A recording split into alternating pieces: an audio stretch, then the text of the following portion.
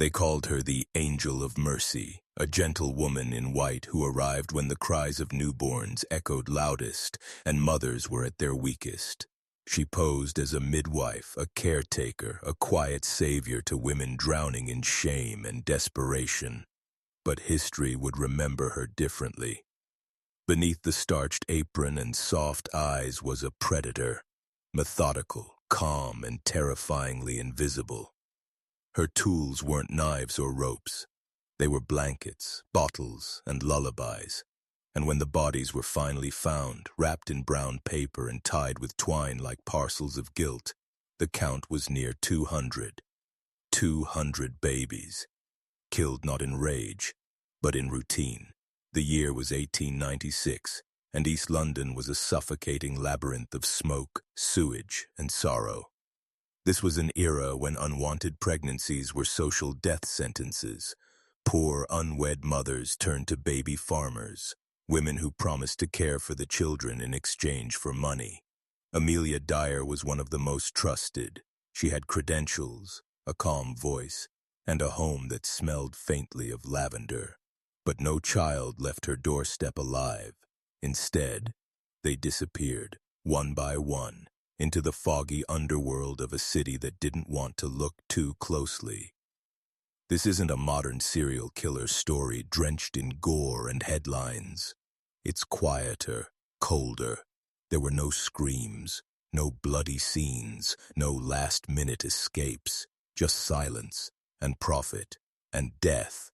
And for years, no one questioned it, because who would suspect a middle-aged woman, a nurse no less, of such unimaginable evil? This is the story of Amelia Dyer, the midwife who murdered babies, not in shadows, but in plain sight. And somehow, for decades, no one stopped her. Amelia Dyer was born in 1837 in the small town of Pile Marsh, just outside of Bristol. To most, her early life appeared unremarkable. Her father was a shoemaker, strict, stern, and deeply religious, while her moths, it was said to be both loving and fragile. But what the town didn't see was what unfolded behind the closed shutters of the Dyer home. Amelia's mother, Sarah, suffered from severe mental illness, likely brought on by typhus. Her screams would echo through the halls as she descended into madness, violent outbursts followed by sudden, eerie silences. And Amelia, barely a child, was forced to care for her. It was there, in that suffocating house, that the seed was planted, not of violence, perhaps, but of detachment. A girl who learned early that screaming didn't matter, that suffering could be endured, ignored, maybe even silenced. After her mother died, Amelia was sent to live with an aunt. Her education was modest, but she was literate, a rare trait for women of her class. That literacy would later help her navigate the bureaucratic world of foster care, legal loopholes, and false medical documents. But more than that, Amelia learned how to present herself. Polite, restrained, invisible. She married young to a man decades her senior, and when he died shortly after, she was left widowed with a child and no money. That's when the turning point came. She trained as a nurse, legitimately at first, but nursing paid little, and Amelia wanted more than survival. She wanted comfort. And in Victorian England, there was a growing market for a disturbing service, baby farming. It was simple. Desperate women, often servants or prostitutes, would pay to have someone care for their illegitimate children. Some thought it was a temporary arrangement. Others knew they'd never return. Either way, the money was up front and the baby was out of sight. For most baby farmers, it was neglect that killed, malnutrition, filth, disease. But Amelia saw a faster, more profitable way, one that eliminated crying, cost less to maintain, and made sure there were no returns. She didn't start as a murderer, but the moment she realized that death was quicker than care, she crossed a line and never looked back. The first baby didn't even have a name. She was handed over wrapped in a threadbare shawl, Just days old, the mother too ashamed to even make eye contact. Amelia smiled, offered tea, and took the infant with a practiced gentleness. To the mother, it looked like mercy, but in Amelia's mind, the transaction was already done. The baby wasn't a child, she was a payment, a mouth she wouldn't feed for long. That night, Amelia reached into her cabinet, pulled out a bottle of laudanum, and dampened a rag. The child fell silent in moments. No struggle, no mess. Just silence, the kind Amelia had known since childhood. That single death was her awakening. Amelia had killed, and no one came asking questions. The mother never returned. The authorities didn't care. And as the days passed, her conscience didn't stir. In fact, it quieted, the way a muscle weakens after years of disuse. There was no guilt, just a strange calm. So she did it again. Another mother, another lie, another baby wrapped in brown paper and tossed into the Thames. By the time Amelia moved her operation to Reading, she had developed a method. Her advertisements were carefully worded. Married woman seeks to adopt baby, will provide loving home. The wording was important. Adopt suggested permanence. Loving suggested safety. In reality, it was a death sentence. Once the money was handed over, the clock started ticking. Within hours, sometimes minutes, the child would be gone. She kept meticulous records, not of the children's names, but of payments, dates, and oaths on mother's appearances. To Amelia, it was business, cold, efficient, and deadly. Over the next few years, she cycled through homes, changing addresses each time a neighbor grew suspicious of the stench or the crying that suddenly stopped. But she always kept her cool. She'd mastered the performance of grief when needed and quiet obedience when questioned. She even got herself briefly committed to an asylum, not because she had a breakdown, but to avoid arrest. It worked. She was released weeks later, free to continue her work. Authorities weren't completely blind. Rumors of baby farming were everywhere, but Amelia moved just beneath the surface, like a shadow.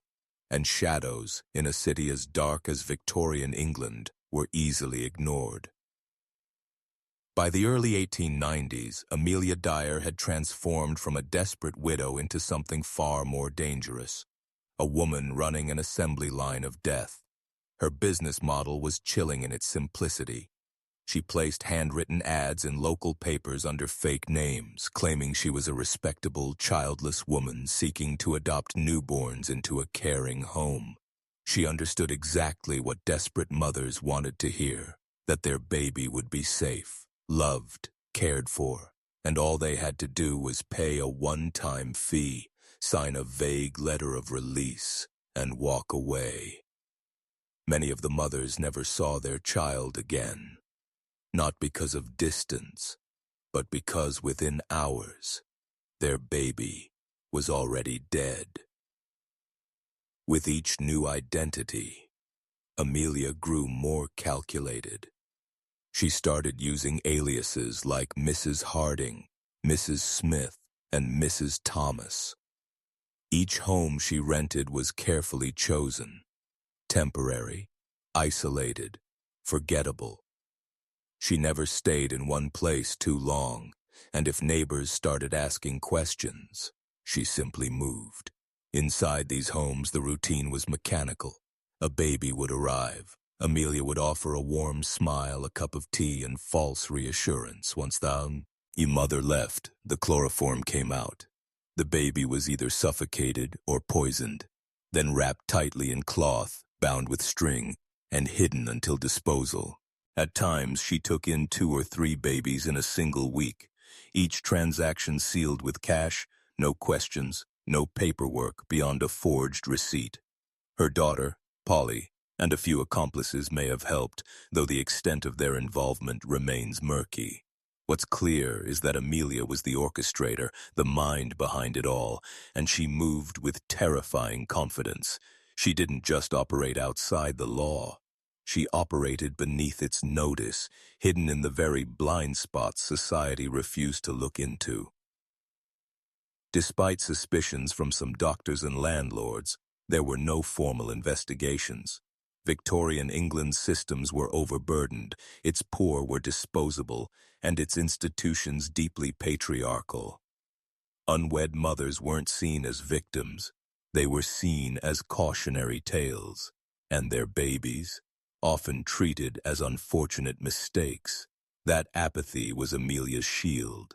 It allowed her to keep killing week after week, year after year, until her death toll swelled to numbers that still defy belief. She wasn't just killing, she was perfecting it. On a gray March morning in 1896, something floated to the surface of the River Thames near Reading. Something wrapped in brown paper, bound tightly with white string. To most, it looked like refuse, another bundle of waste dumped from the city's underbelly. But when the package was pulled ashore and carefully opened by police, the horror inside froze even seasoned investigators. It was the tiny body of a baby girl, pale, silent, lifeless. The smell of chloroform still clung faintly to her skin. She had been dead for days. But it wasn't the child's condition that cracked the case open. It was the wrapping. In a twist of fate Amelia hadn't foreseen, the paper used to bundle the baby bore a faint, nearly smudged name. Mrs. Thomas, 26 Somerset Street. For the first time, Amelia Dyer, or at least one of her many aliases, had left a breadcrumb behind. Police traced the name and address to a boarding house she had recently vacated only days earlier. She was gone. The room was cleaned. But the landlady remembered her. A stout woman, polite, quiet. She had spoken of adoption, mentioned that she was a nurse. She had children in her care. But the crying had stopped. And now, so had she. Scotland Yard was notified. And for the first time in decades, they began to piece together the magnitude of what they were dealing with. The dead baby was not an isolated tragedy. It was a signal, a body sent upstream from a river full of secrets. Police began dragging the Thames, casting wide nets across the muddy, debris-filled waters. What came up stunned even the most hardened officers. Parcel after parcel. Tiny corpses, each wrapped in nearly identical fashion. Brown paper, string, sometimes with remnants of lace or a name tag. All killed in the same methodical way. No signs of disease, no natural causes. Just poison or asphyxiation, and then disposal. The press caught wind of the case and erupted. Baby farming, once whispered in slums and workhouses, was suddenly splashed across headlines. The reading horror, they called it. But Amelia Dyer's name hadn't yet made it into public view. Not officially. She was still in hiding, possibly plotting her next move. What she didn't know was that the noose was tightening, and the Thames had spoken. By the time police realized the scale of the horror, Amelia Dyer was already on the run. She had moved with her usual precision, abandoned the old address, changed her name, and set up in a different part of London, blending once again into the crowded tenements where no one asked questions. She knew how to disappear. She had done it many times before, but this time, something was different. The bundle found in the Thames had rattled the public. The newspapers were printing gruesome sketches, interviews with devastated mothers, and editorials calling for justice. There was panic in the air, and Amelia could feel it. She moved cautiously, switching boarding houses every few weeks. Her letters to prospective clients, desperate mothers, became more cryptic. Her tone changed. Gone were the long reassurances and careful signatures. Now it was just money and urgency. She was still accepting babies, still killing them, still pocketing the fees. But her calm was cracking. Neighbors noticed her pacing. Her eyes were sunken. She stopped pretending to care. And as pressure mounted, the trail she had once kept so clean began to unravel. Scotland Yard was on her scent now, with detectives working under the quiet but furious guidance of Chief Inspector Thomas Neal. Using the address found on the drowned baby's parcel, they retraced every step. They located doctors who had signed death certificates at her request, landlords who remembered a nervous woman with too many babies and too few visitors, nurses who had heard rumors but hadn't dared speak out. Piece by piece, the net closed in. Then came the break. Posing as a distraught mother, a young woman working with police wrote to one of Amelia's old newspaper ads. The response came swiftly. Amelia, under the alias Mrs. Harding, agreed to take the baby. She provided an address and a meeting time. What she didn't know was that when she opened her door that afternoon, it wouldn't be another mother with a bundle of shame. It would be the police. They arrested her on sight. Inside her rented room, the stench was overwhelming. Old baby clothes, feeding bottles, and adoption letters littered the floor. No children were found, not alive at least. But the walls had seen everything, and in Amelia's eyes the calm was gone. All that was left was exhaustion. The killer had stopped moving. But the reckoning was just beginning. The flat Amelia Dyer had been renting in Reading was ordinary from the outside. Just another two-story home tucked between others like it, with soot-blackened windows and a rusted gate that barely latched. But the moment police stepped inside, they knew they weren't just entering the home of a criminal. They were walking into a graveyard. The air was thick, a blend of old milk, human waste, and something far worse. There was no laughter, no sound of children, just the slow creak of floorboards under the weight of officers as they moved through rooms that reeked of death. Cribs stood in corners, some empty, others still containing soiled bedding. Bottles lined the shelves, some filled with unknown liquids, others still marked with old dosages of laudanum and chlorodyne, opiates often used to sedate children. On the kitchen table, a stack of letters sat in neat piles, all from mothers, all begging for updates. None of them would ever see their children again. They found children's clothing, perfectly folded, tiny shoes never worn, toys untouched. It looked like a nursery built for ghosts. One officer reportedly had to step outside and vomit. Another described the house as a slaughterhouse disguised as a sanctuary. But the most damning discovery wasn't visual. It was written. In a battered old ledger hidden beneath floorboards, Amelia had kept a list, not of names, but of dates, payments, and cryptic notations.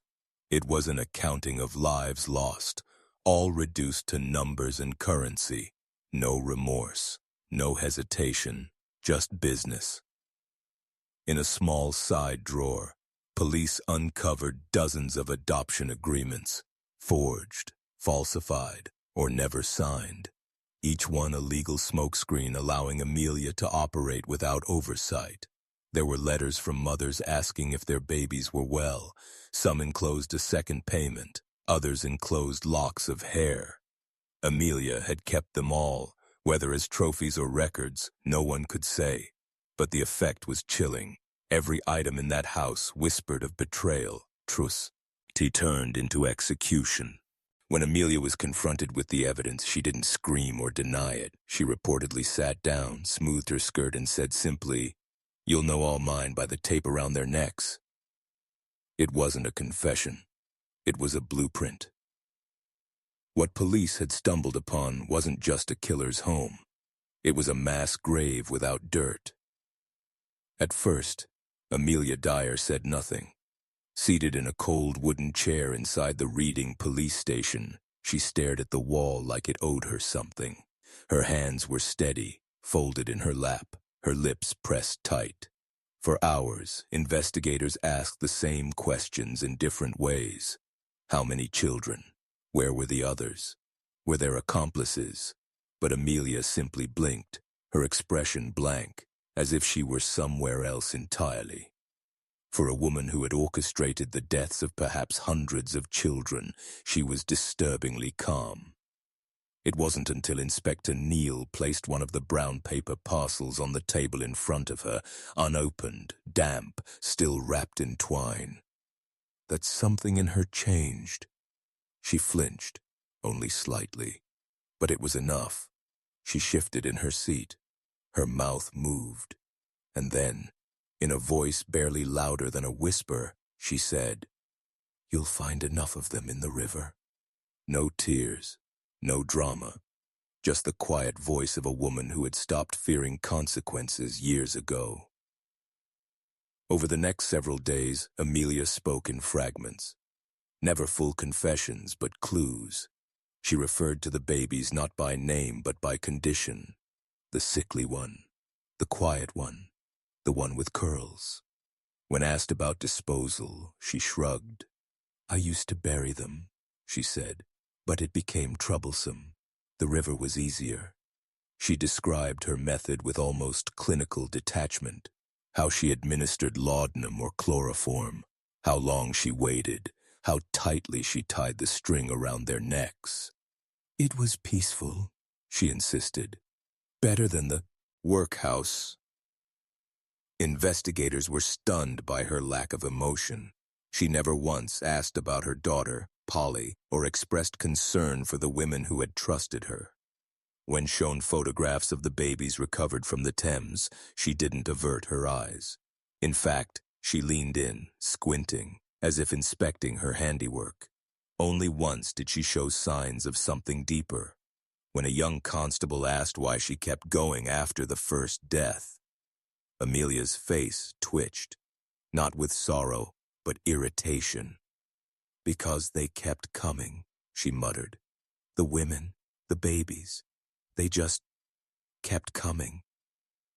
In that moment, the room fell silent. It became clear this wasn't a story of a woman who lost control. It was the story of a woman who chose this path and walked it with full awareness of every life she snuffed out. The arrest of Amelia Dyer exploded across the British press like a cannon blast. Within days, her face, plain, round, unremarkable, was etched into every major newspaper from London to Leeds. She didn't look like a killer. That, of course, was the most disturbing part. Readers couldn't reconcile the ordinary appearance of a 60-year-old nurse with the monstrous body count now linked to her name. The Ogress of Reading, they called her. The baby butcher.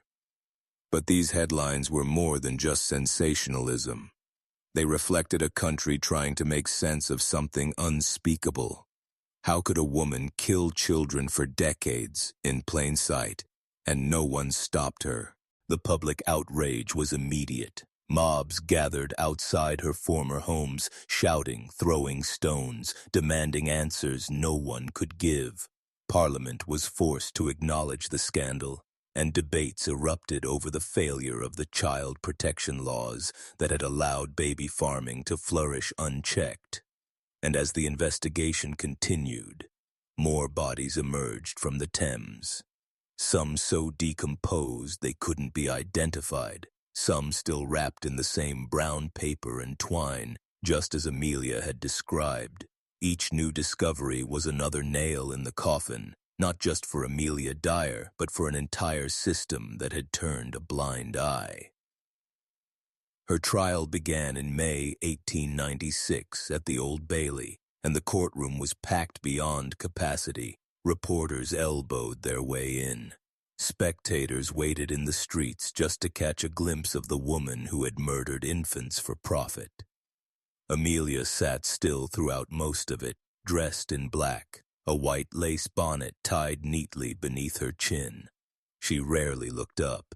Her defense tried to paint her as mentally unstable, citing her previous stays in asylums and a history of depression. But the prosecution dismantled that quickly, producing witness after witness, doctors, landlords, mothers, and most damningly, the police officers who testified to the coldness of her confession. The jury deliberated for less than 5 minutes. She was found guilty of one murder, that of baby Doris Marmon, whose tiny body had been among those pulled from the Thames. One was all it took, because behind that single conviction lay the shadows of hundreds of others, children whose names were never written down, whose lives ended before they began, and whose only crime was being born at the wrong time to the wrong mother. On June 10, 1896, Amelia Dyer awoke to the sound of distant footsteps echoing through the stone corridors of Newgate Prison. It was barely dawn. The gray light filtering through the narrow window made everything look cold and colorless, fitting for the woman who had wrapped so many lives in brown paper and dropped them into black water. She had spent her final weeks in relative silence, refusing visits, showing no signs of repentance. No cries for forgiveness, no final letters, just quiet acceptance, perhaps even relief. She knew the end was coming. The court had sentenced her to death by hanging, and no appeal had been filed. Her daughter Polly had disappeared from public view, her name forever stained by her mother's legacy. The newspapers printed Amelia's final photograph, showing her dressed in widow's black, eyes dull, expression vacant. She did not flinch when her sentence was read, and on the morning of her execution, she walked to the gallows without a word. The executioner, James Billington, was a veteran. He had studied her case, read the headlines, and perhaps even felt a flicker of unease at the woman now standing before him. Not wild-eyed or pleading, but eerily composed. As the noose was fitted around her neck, she reportedly muttered her final words, "I have nothing to say." And with that, the trapdoor opened. One jolt, one drop, and the story of Amelia Dyer, the most prolific baby killer in British history, came to a brutal, deserved end. Outside the prison, a small crowd had gathered, not in protest, but in grim anticipation. For many, it was not just justice, it was closure. And yet, as her body was buried in an unmarked grave, questions lingered in the fog. How many babies had really died by her hands? Official estimates placed the number at over 400, but no one truly knew. There were no complete records, no names to match, no graves to mark, just bundles of string, blankets, and silence. The British government would later tighten adoption laws and increase oversight on private care arrangements. Baby farming as a practice began to wither in the public eye, its horrors dragged into daylight by the woman who had turned it into an industrial-scale slaughter. But for the countless forgotten children who never saw their first birthday, there was no justice beyond a rope and a grave, only memory and warning. Amelia Dyer didn't thrive in isolation. She thrived because Victorian society made her not only possible but profitable. The England she lived in was cloaked in strict morality and suffocating silence, especially when it came to sex, poverty, and motherhood. To be an unwed mother in the late 19th century was to be branded with shame, banished from family, from church, from work. These women were seen not as victims, but as warnings, and in their desperation, they turned to the only lifeline that wouldn't ask questions: women like Amelia. Baby farming wasn't some fringe phenomenon. It was common, practically institutional. Ads for infant adoptions ran alongside classifieds for tea kettles and chimney sweeps, and because there were no national systems for adoption or foster care, the practice existed in a gray zone, technically legal, wholly unregulated. Once a child was handed over, there were no follow-ups, no inspections, no protection. Amelia took full advantage of that void. She didn't need to hide in back alleys. She operated out in the open, placing newspaper ads, collecting money by post, moving freely between cities. She wasn't just tolerated. In some ways, she was trusted. The medical community played a role too. Doctors were overworked, underpaid, and often reluctant to report suspicious deaths for fear of reputational damage. Some signed death certificates without ever seeing the corpse. Others suspected foul play but had no evidence, and more importantly, no incentive to press further. In Dyer's case, at least one doctor admitted to being uneasy with the number of infants dying under her care. But when he raised concerns, nothing happened. His warnings vanished into the same bureaucratic abyss where so many babies had already disappeared. Then there was the law.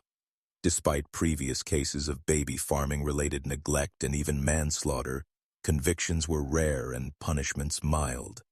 Before Dyer, the system had never encountered someone who treated murder as a business, who turned infanticide into a ledger item. She exposed a gaping hole in the legal framework, one that had been papered over with moral panic and social denial for decades.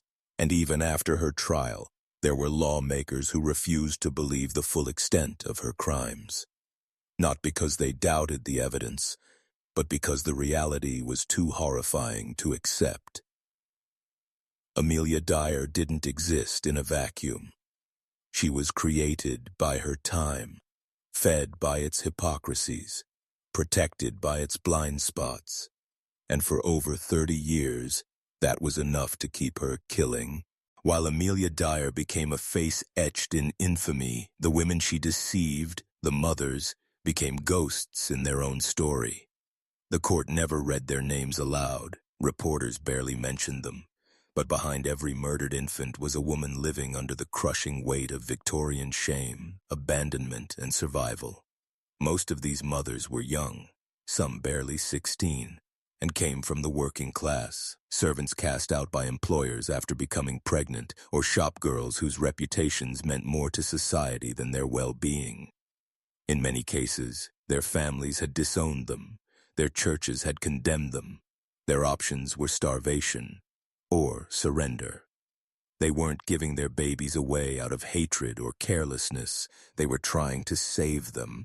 Many of them truly believed that handing their child to a midwife meant giving them a chance at life, a stable home, a family, maybe even love. When Amelia Dyer smiled at their doorstep, held out her arms, and promised to raise their babies like her own, they believed her. She wore the face of a nurse, a mother, a savior, and she knew exactly what to say to gain their trust. Some of these women returned weeks or months later, trying to check in, only to find the address abandoned, no forwarding information. Their letters went unanswered. Others showed up in person, asking about their child, only to be told they had been adopted by a family in the countryside. Lies spoken without a flicker of remorse. A few women went to the police, but their complaints were dismissed. Who would take the word of a disgraced girl over a respectable woman like Mrs. Dyer? What makes this horror even more unbearable is the fact that most of these mothers never learned the truth. They died believing their child had been raised by someone else, or worse, believing their child had survived and simply forgotten them. Some carried that wound until the end of their lives. Others were institutionalized for hysteria, their grief pathologized instead of acknowledged. None of them got justice. Not really. Their voices were never recorded in the court transcripts. Their tears were never quoted in the newspapers. But without them, there would be no story. They were the ones who lost everything, their children, their dignity, their futures. And in the end, they were buried under silence, just like the babies they tried to save. The execution of Amelia Dyer didn't bring relief. Not really. It brought a reckoning, a cold, bitter awareness that something had been terribly broken for far too long. Across Britain, families who had once dismissed whispers of baby farming now looked inward with a sick sense of dread. Could it have happened in their town? Could it have been their niece, their servant, their own daughter who handed over a baby and never saw them again? The horror wasn't confined to Reading or to London. It was national, and it was personal. Newspapers tried to offer closure, printing final timelines and eerie illustrations of Amelia's last hours. But it wasn't enough. In city halls and churches, the story sparked urgent debates. How had this gone unnoticed for decades? How had a woman, not a shadowy figure in an alley, but a licensed nurse, managed to carry out one of the largest killing sprees in recorded history without a single person stopping her? The answers were uncomfortable, and they pointed directly at society's own apathy. For the working class, especially women, the case exposed a truth they already knew but had never seen validated so publicly. If you were poor, unmarried, and pregnant, your life, and the life of your child, was worth less. You were invisible until your tragedy became someone else's scandal. Middle and upper-class families read the papers with a mix of revulsion and distance, convincing themselves that this was an anomaly, a freak occurrence. But for others, it wasn't news. It was confirmation. Churches held sermons warning against fallen women, using Amelia's case not as a lesson in institutional failure, but as a moral parable. Politicians, on the other hand, were finally forced to act. Parliament introduced bills to regulate adoptions and midwifery with tighter scrutiny. The Infant Life Protection Act was amended to require official registration for anyone receiving more than one child in a private home. For the first time, baby farming was not just discouraged, it was being dismantled. But even then, the laws were reactive, not preventative. Too little, too late. The river had already spoken. And yet, beneath all the public reaction, the policies, the headlines, the outrage, there remained something heavier. A grief that had no grave, no names, no eulogies. Just the image of a baby, wrapped in paper, floating down a river. And the question that haunted Britain for years to come: how many were never found? In the decades that followed her execution, Amelia Dyer's name became more than a line in court records. It became a whispered warning, a symbol of everything that had gone wrong in Victorian Britain. She was a real person, yes, but over time she became a myth, a cautionary tale retold in textbooks, lectures, and shadowy anecdotes passed down like ghost stories. Mothers would mention her name in hushed tones, as if invoking her could keep their children safe. And for generations of women, her legacy became a chilling reminder of what happens when society looks away from its most vulnerable. But Amelia's story wasn't just used to scare, it was used to justify. Reformers waved her crimes like flags to push for stricter adoption laws, professional oversight of midwives, and more support for impoverished mothers. The British government eventually created national registries for child carers, introduced standards for infant welfare, and cracked down on unlicensed care homes. Slowly, the gaps that had allowed Amelia to thrive began to close. Not completely, but enough to make her case harder to repeat.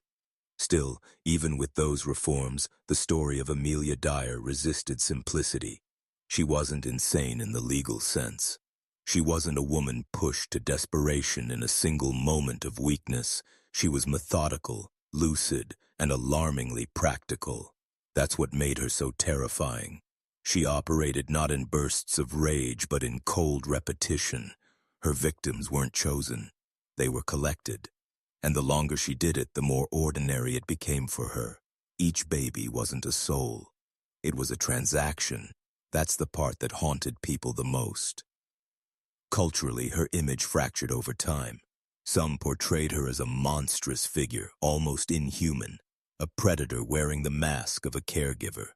Others tried to explore the root of her cruelty, pointing to her traumatic childhood, her mental breakdowns, the pressures of being a widowed woman in a rigidly moralistic world.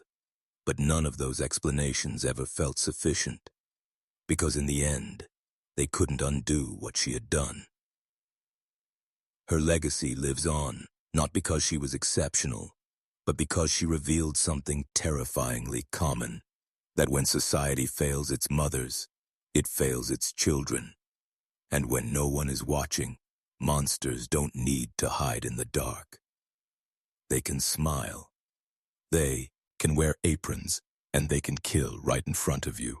Long after Amelia Dyer swung from the gallows, the waters of the Thames kept their secrets. Some of the children she killed were recovered, tiny bodies wrapped in cloth and string, evidence of a pattern so precise it bordered on ritual. But for the vast majority, no burial, no marker, no record remains. They were swallowed by time, forgotten by history, erased not just from their mothers' lives, but from the public conscience. Britain moved on, but the dead never left. There are no official gravesites for Dyer's victims, no government memorials, no list of names etched into stone. How could there be, when most of the infants were never registered, never christened, never even named? Many were just referred to in letters as my little one or the baby. They had no chance to grow, to laugh, to be remembered. All they had was a few hours of breath, then silence. And when their remains were recovered, they were placed in mass graves or destroyed as medical waste, lost twice over. In the decades that followed, a few attempts were made to identify the children.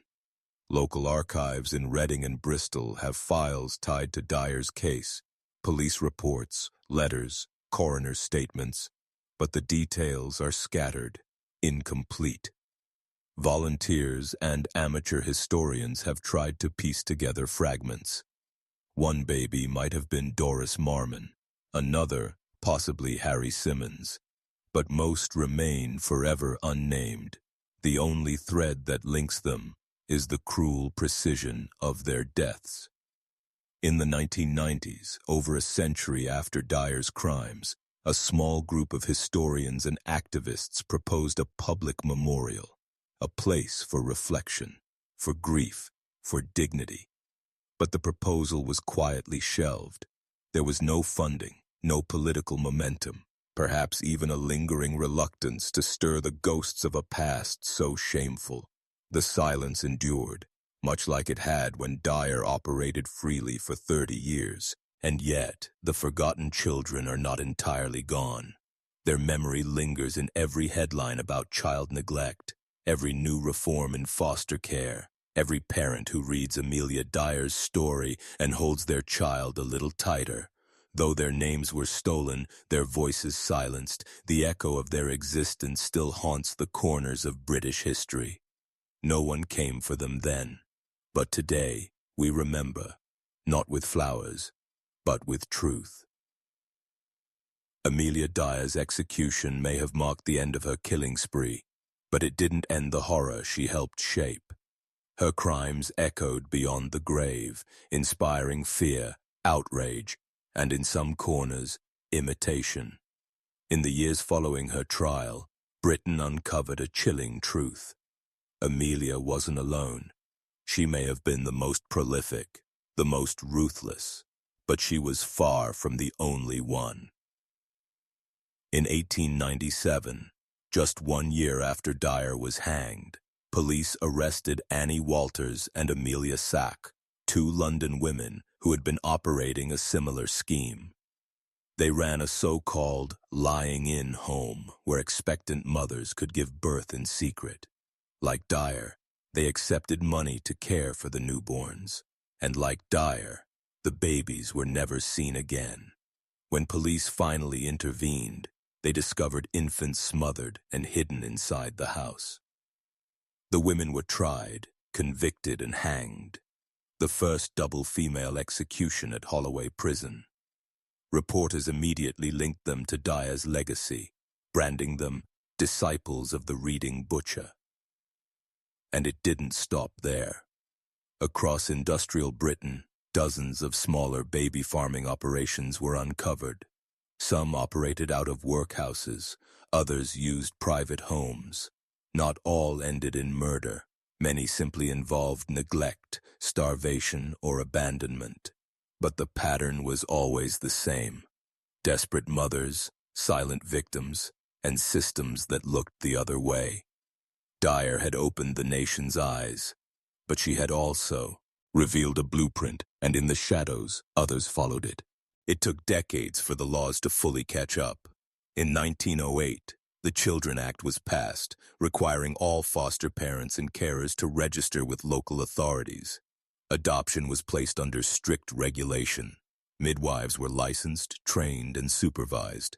Still, loopholes remained, especially in rural areas. For every child saved, there were others who slipped through the cracks. What made Dyer's legacy so disturbing was not just the scale of her crimes, it was the simplicity of her method. She didn't use force. She didn't hide in the dark. She wore society's blind spots like armor. And when she fell, others stepped into her shadow, even if only for a short time. The world eventually changed. But for years after Dyer's death, babies still vanished, and mothers still wept behind closed doors, too ashamed to speak, too late to save what they'd given away. Trying to understand the mind of Amelia Dyer is like staring into a cracked mirror, fractured, disorienting, impossible to trust. Forensic psychology wasn't fully developed during her lifetime, and the courts made only passing attempts to assess her sanity. But modern experts, with the benefit of hindsight and history, have tried to reconstruct her inner world. What they've found is disturbing.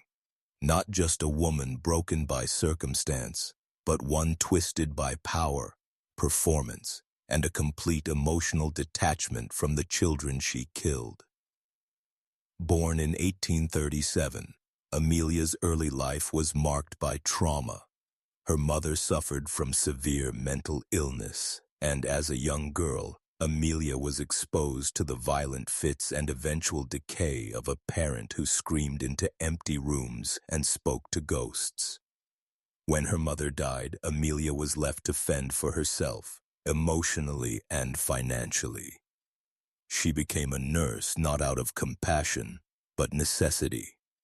She studied medicine in her spare time, learning enough about drugs and anatomy to pass as a competent caregiver.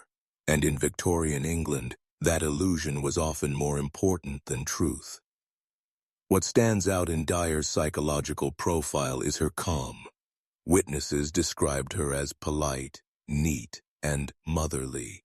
Even in court, while being tried for murdering babies, she sat quietly, never weeping, never apologizing. This wasn't sociopathy in the traditional sense. It was something colder, something strategic.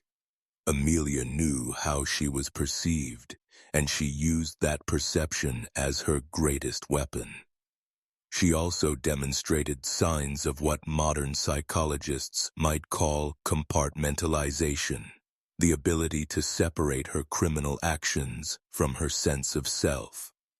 She didn't see herself as a killer. In her own words, written before her arrest, she referred to the infants as obstacles, burdens, or things better off gone. She had dehumanized them so thoroughly that they no longer represented lives, just liabilities. And as for the mothers, they were either foolish girls or easy targets. Rarely, if ever, did she acknowledge their suffering. Some argue Amelia was mentally ill, citing her time in asylums, her erratic behavior, and suicide attempts. But during her trial, doctors declared her sane and fit to stand judgment. And the evidence supported that. She planned her killings, disguised her tracks, fled when under suspicion. These were not the acts of a madwoman. They were the calculated steps of someone who understood the line between guilt and innocence, and who believed she could stay on the safe side of it. In the end, the scariest truth about Amelia Dyer may be this. She wasn't a monster born. She was a monster made, shaped by neglect, sharpened by poverty, and masked by a smile that promised to save. In the final days before her execution, Amelia Dyer was allowed pen and paper. She used it not to ask for forgiveness, nor to plead for mercy, but to write. Notebooks filled with shaky lines, long-winded explanations, and cryptic statements were recovered from her cell at Newgate Prison. These writings were never fully released to the public. Only fragments appeared in court archives and old newspapers, often distorted or summarized. But what survived painted a grim, unnerving portrait of a woman who refused to see herself as evil. In one letter she wrote, "I only took what was already forsaken." In another, "No child cried for long. It was better than starving." She saw herself not as a murderer, but as a necessary evil, someone cleaning up what society refused to face. To her, the real guilt belonged to the women who abandoned their babies, to the fathers who vanished, to the institutions that made it impossible for an unwed mother to survive. She never once admitted guilt in clear terms. Her words were cloaked in defiance, and at times, even in a twisted sort of pride. One passage stood out, discovered later by historians who studied her writings. "The river holds what the world cannot bear to carry." It was a chilling line, poetic, detached, and deeply revealing. It was Amelia's final metaphor for the babies, not as people, but as burdens, as stains to be erased quietly in the night. The river wasn't just her method of disposal, it was her absolution. But beneath the coldness, a different layer emerged. Scribbled in the margins of one notebook were short sentences, childlike almost. She had blue eyes. He was quiet. I kept the blanket. These weren't confessions. They were echoes, flashes of memory that broke through the facade, the calm mask cracking just enough to reveal something real, not remorse, but remembrance. Even if Amelia convinced herself that these children didn't matter, their presence lingered in her mind, their faces came back, their tiny final breaths stayed with her, even in the silence of a prison cell. None of these writings changed her fate. They were filed away, studied briefly, and then forgotten by the courts. But for those who have seen them, archivists, historians, criminal profilers, they are the most haunting legacy of all, because they show that Amelia Dyer wasn't numb. She remembered, and she chose to do it anyway. When the iron gate of Newgate slammed shut on Amelia Dyer's story, the world was eager to move on. Newspapers stopped printing her name. Politicians turned to newer scandals. The public, stunned and disgusted, chose silence over remembrance. There was no public funeral for her victims, no nationwide reckoning. Britain buried the horror, not just in mass graves, but in its collective memory. And yet, what was truly forgotten wasn't just the crime, but the conditions that allowed it. In Victorian society, being born poor was almost a punishment in itself. Unwed mothers were seen as shameful, illegitimate children were labeled as problems, and institutions, rather than offer support, reinforced cruelty through rigid systems, moral codes, and unbending laws. Amelia Dyer thrived in that neglect.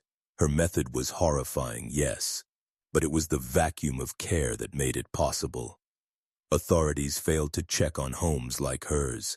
Neighbors stayed silent.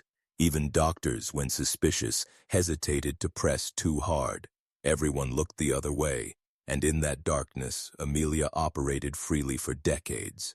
When she was finally caught, it wasn't due to advanced detective work or forensic brilliance. It was chance, a weighted parcel in the river, a single oversight.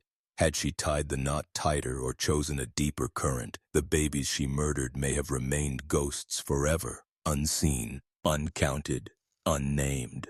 Her trial lasted just over 4 weeks. One murder charge. Hundreds of suspected victims, but only one officially brought to court. It was easier that way. Clean, legal, manageable. The state wanted resolution, not revelation. The deeper truths, the systemic failures, the overlooked warnings, the complicity of a society that turned its back on desperate women, were never truly addressed.